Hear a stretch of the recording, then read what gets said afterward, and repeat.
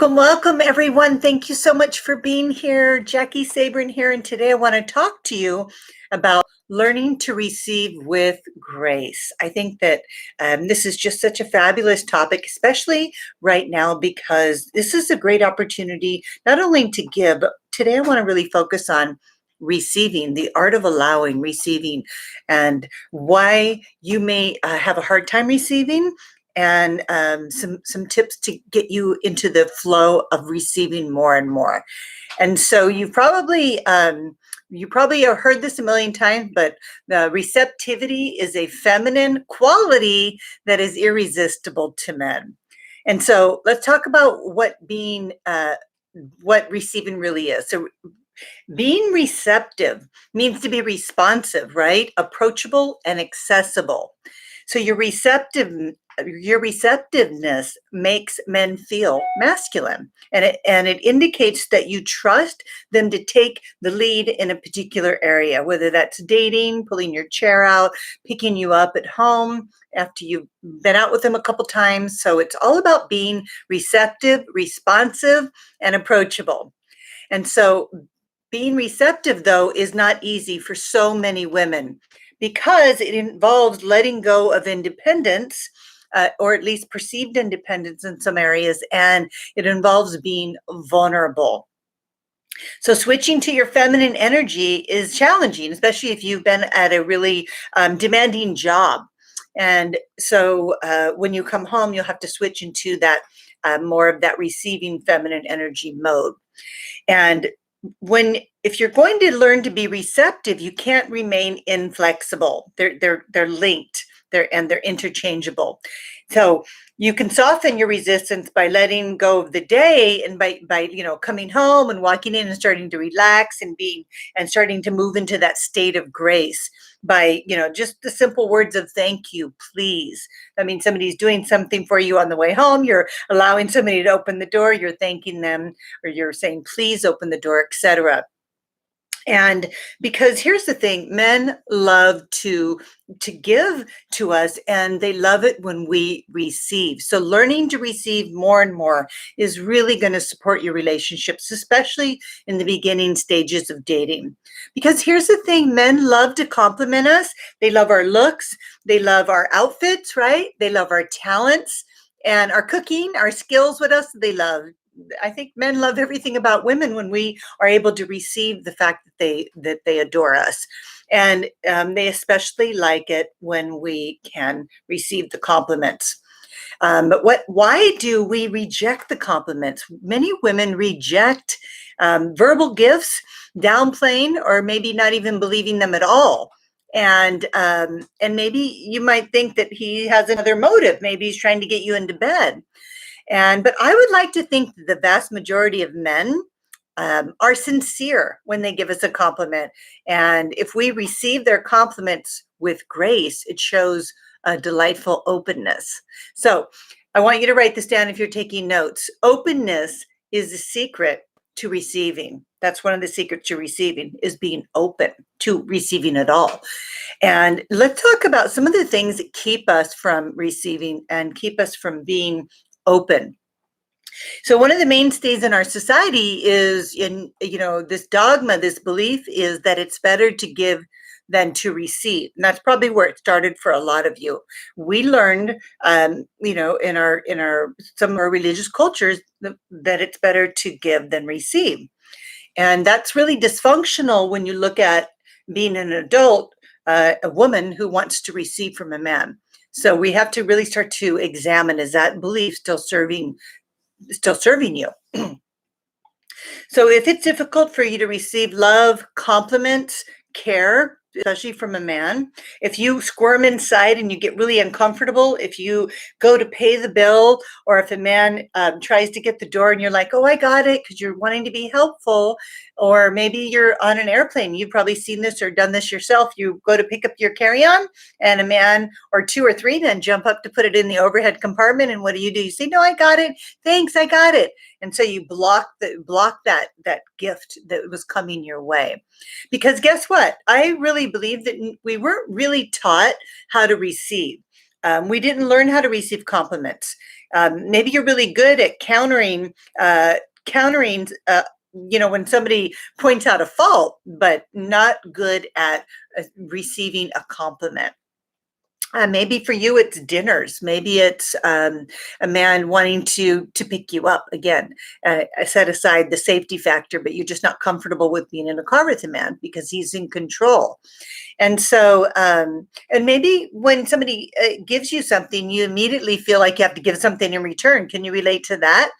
And you probably want to give something bigger, like, oh, okay, he paid the bill. Let me get the dessert. Let me see if I can pay the valet. It's like you're trying to give so that it's like an equal, so you don't feel passive in that moment, because sometimes you might feel like you're being passive when you aren't able when you're in receiving mode.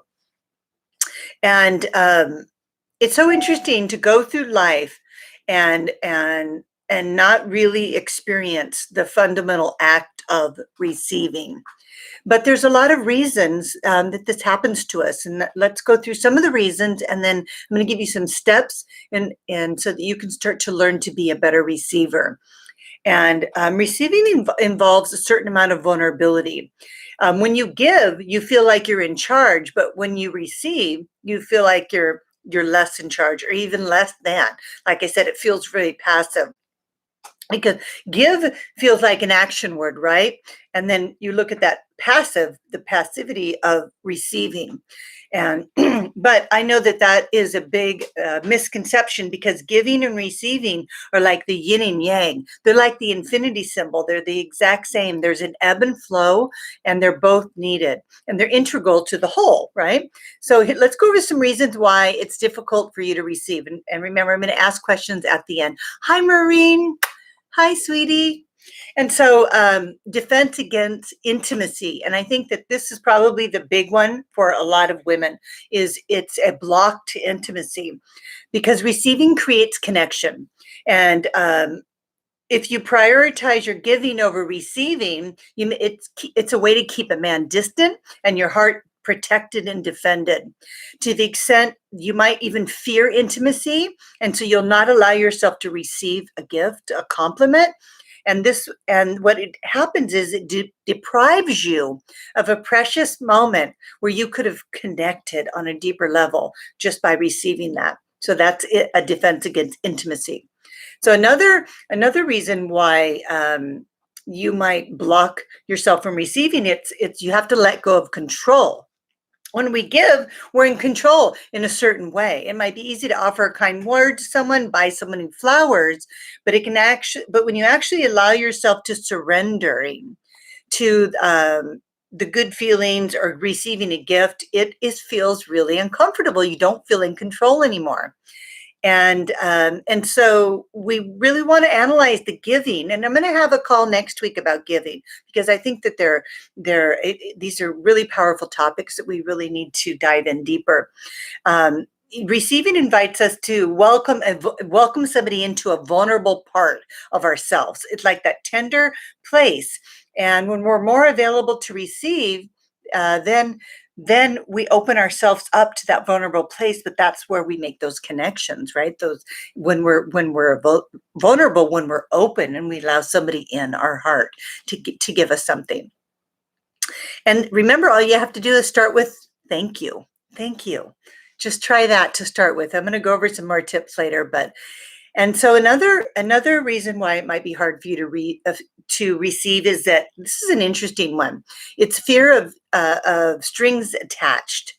And so you might feel like uncomfortable receiving, because maybe when you were growing up, you received compliments from your parents when you did something good, and so that then there was something that they wanted from you. Maybe they wanted to trade something for you, and you sense that you're accepted for doing the accomplishments, but not really accepted for who you really are. And so there was a string attached to it. You knew if you did good, and that could cause perfectionism too, but you know that you have to be perfect in order to in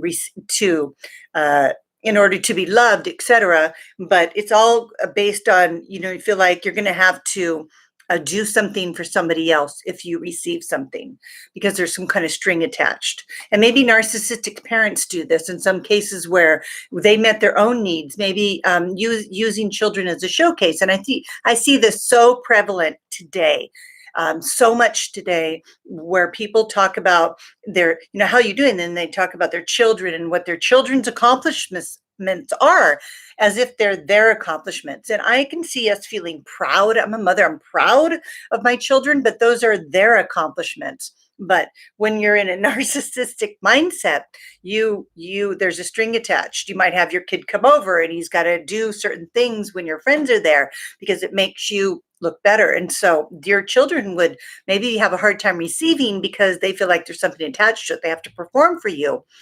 And and sometimes you can even feel like that you're recognized for more for your accomplishments than you are for who you really are. And so you'll block receiving. And so another thing that might be coming up is that you believe that it's selfish to receive. I think this is so common because we program that. A lot of us are programmed that by a young age. By that dogma that it's better to give than receive. And maybe that was part of your religious beliefs, because sometimes you might hear that it's selfish to receive and it's better to be self-effacing and not give too much space or smile too broadly, or because we might bring too much attention to ourselves. And that could be something that's frowned upon or discouraged. And sometimes in some cases, that conditioning can make us feel ashamed to receive, because we were taught that we're not supposed to draw attention to ourselves. I don't know if you can relate to any of this. And so we're going to have to learn to practice to shift into more comfortable, in a more comfortable way to receive, because this is a learned skill. You can learn how to receive. And I want you to just start with saying thank you, for one, sitting on your hands when you're on a date and accepting whatever the offer is, because not only do you need to learn to receive, because it makes a man really feel like he has done something, and that makes him feel valuable, that he's given to you. But also it's so important in terms of like receiving, and a man's offering to do something for you. It allows you to see what his real intentions are, what he's really going to provide for you, give to you, what he's comfortable with. And that gives you a lot of insight, especially in that dating, but also in relationships. It's so important to allow your man to do for you, to give to you, to support you, to take care of you, because it's something that he has a deep desire to do. So if you block him from doing that, you actually take something very essential to him away from the relationship, and he doesn't feel like he can really take care of you in the way that he can provide for you, because you're resisting. There's a lot of resistance to receiving what he's giving. And so I want you to look at receiving as fun. Can you make receiving fun instead of just doing all the giving? I know giving is really fun, but receiving is fun too. And it's fun for the other, right? If you like to give, you have fun doing that. Just turn that around and start to learn to have fun being a receiver, because it's fun for the giver. So if a man's giving to you, it's fun for him. So you have to start with the basic premise that you are enough. That's where receiving starts, that you are enough, that you're worthy of receiving love, affection, gifts, compliments, whatever it is, you're worthy of that. So that's where it starts. That's probably one of the main blocks that you might have for receiving, because you don't believe that you're worthy of receiving what is being offered to you. So if that's triggering your mind a little bit, you want to make a note of that. And so I want you to make room in your life for receiving. This includes being aware of all the ways that you can receive, whether it's just a smile from a stranger. And right now, if you're out and you're doing the social distancing and they're 6 feet and a stranger smiles at you, smile back. They're just giving you a gift. That's something for you to receive. Don't look away. I know it's an intimate moment with a stranger, but receive it. Practice just receiving smiles from the 6 feet away will get you into that art of receiving in that feminine quality. And it's also about being open. Remember, it's about being open and creating a space to be open. So you're making eye contact and you're smiling so that you can make that opening, that openness where you can receive whatever is being offered. And then remember, it's fun. It's just as fun as giving, receiving is. And it's especially fun for the other person because it puts a smile on your face if you're receiving it well. And so remember, keeping your heart open, and that openness, that word openness is really all about the feminine quality, femininity, and receiving. And so, there's more I can talk about this, but I'm going to take a look at the questions before I do. I've got a whole talk on vulnerability and authenticity, which I think is really tied closely to receiving. But I'm going to take a look at the questions. Hi, Tracy. Thank you, Julie. Hi, Connie. I'm going to check out YouTube because they always come in with so many great questions. And I'm going to scroll back to the top of the thread here. And, oh, you're welcome, Bridget. So let's see. I'm looking for a good question. I have difficulty feeling dependent on my man. Yes, that can be hard to release that independence because you feel so out of control, right? You don't feel in control.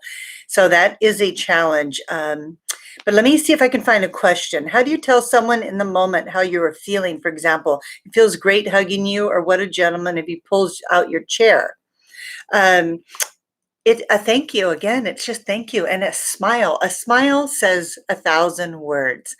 Your smile lights up your eyes and it's a window into your heart, into your soul. So if somebody does something for you, really don't think you have to give anything back. All you have to do is give yourself, which is your presence and a smile.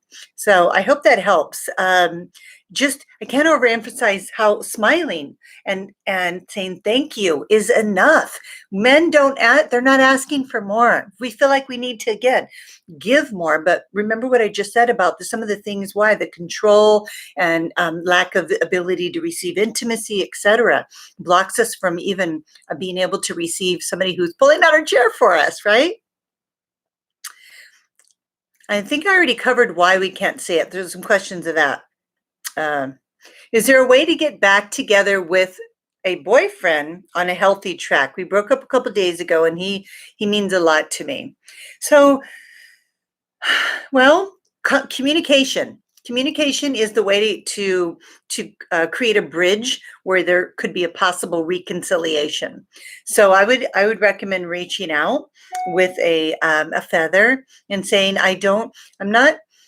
I'm feeling out of sorts by the way that we left things and the breakup, and I'm wondering if you're open to having a discussion about it. That's all you can do is ask. So you put it out there.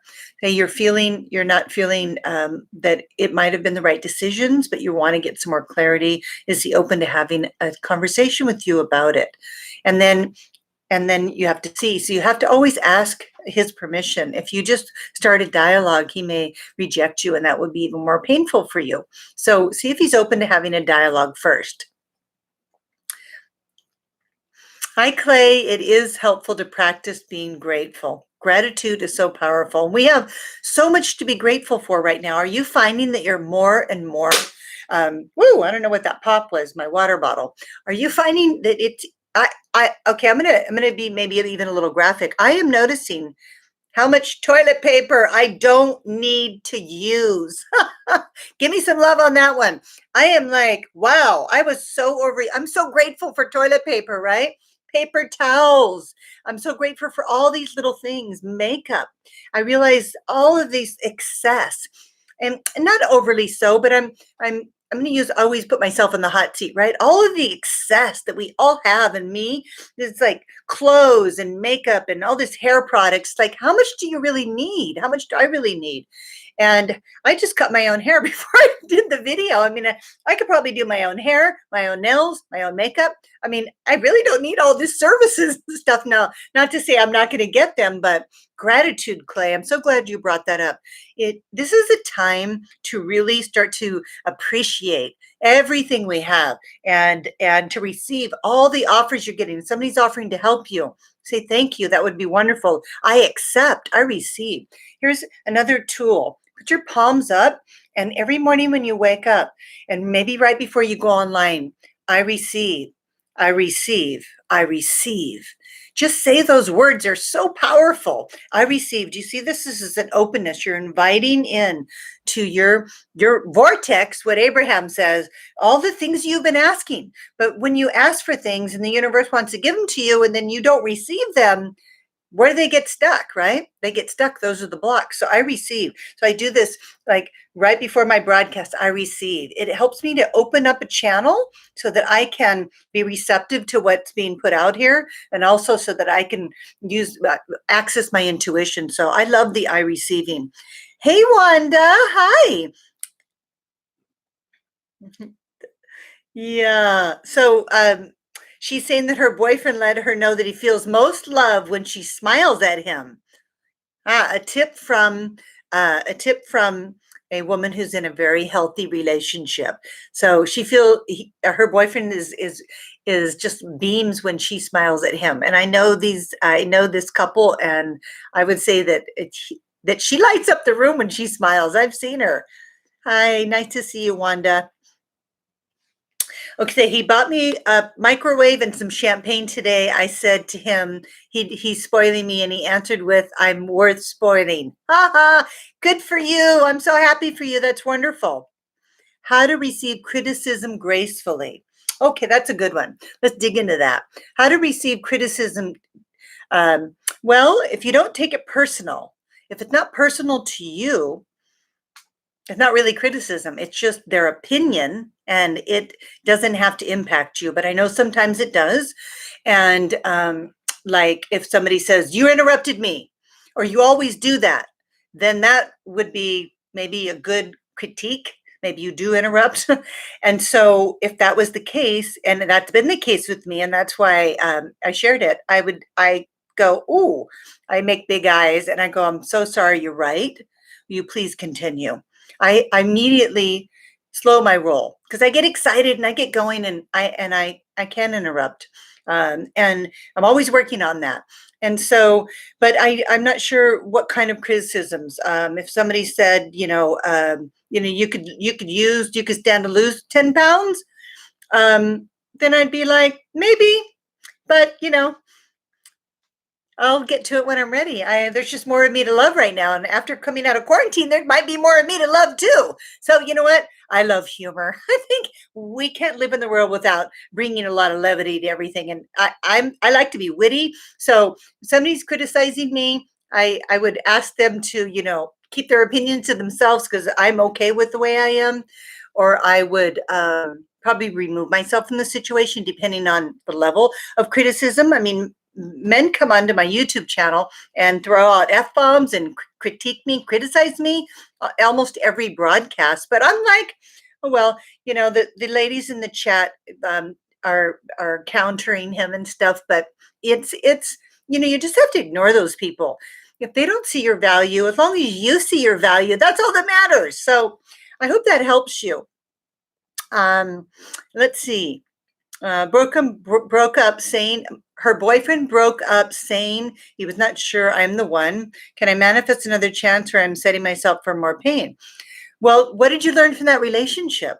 So as painful as it is when we get broken up with and somebody breaks up with us and they say that you're not the one, at least one of you is clear. And that clarity can save you a lot of time. Now, it is painful to have somebody say that they don't feel the same way that you feel about them. But the fact that they were honest with you says something about you, that you've made it safe for them to be honest, which I think is an amazing quality. And also, of course, you can find love again. But how fast can you release the one that isn't clear that you're the one? If you can release him, drop him like a hot coal, because the longer you hold on to somebody that doesn't feel the same with you, as you're wasting your precious time. And time is our most precious asset, period. We do not know how much time we have. And so it's like, it's a blessing. He did you a favor. And I know it doesn't feel good. It stings. It mostly hurts our ego. Our ego doesn't like rejection because it feels like we're not good enough. They don't approve of us. There's something wrong with us. But that's not the case. It just means that It's not an ideal match for them. But there's nothing wrong with you. There's your perfect person for you, a perfectly in person for you. But you'll never find him if you get stuck on. And I know letting go is one of the hardest things that we can do as humans. So we have to master that, because when one door closes, another one can open. And that's why letting go is so powerful. Here's letting go. And I know I'm getting going on and on the broadcast. How to tell the difference between a provider and a control freak. Good question, Barbara. All right, let me finish with that question. I was going to say letting go. I mean, everything's changed in my business since this has all happened. I'm not sure what the future holds, what programs I'm going to offer. Everything's kind of on hold right now. So it's definitely a very different time, right? It's like I'm in the unknown, but I'm totally okay with it. In fact, it can be exciting because something new can come. And I think it's time for something new. So I'm excited about what the next step is that I'm going to create for all of you. And so, Barbara, going back to your question and the broadcast, what's the difference between, where did that question go? That was a good one. I can't remember the question now. I'm sorry. Hang on, ladies. Between control and, oh, I'm sorry. Whoop, gone. Barbara, if you can repost the question. A control freak. Okay, control freak. I'm sorry, there's ladies, forgive me. How to tell the difference between a provider and a control freak. What happens is all the questions pile on top of each other and I have a hard time finding them. Okay, so what is the difference between a provider and a control freak? Well, a control freak has an expectation. And somebody who wants to control is that they have an expectation, and if you don't fulfill that expectation, then the deal's off. They don't want to provide. But a provider, that's different. Let's see, what was the other part of that? Oh gosh, I lost that again.